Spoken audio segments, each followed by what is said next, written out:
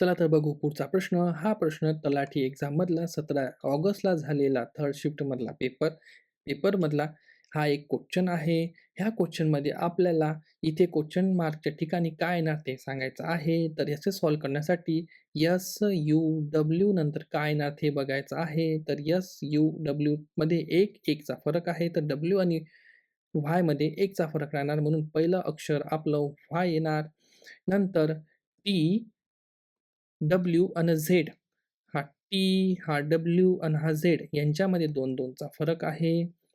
तर झेड नंतर 2 च्या फरकाने सी येणार, तिथं सी येणार.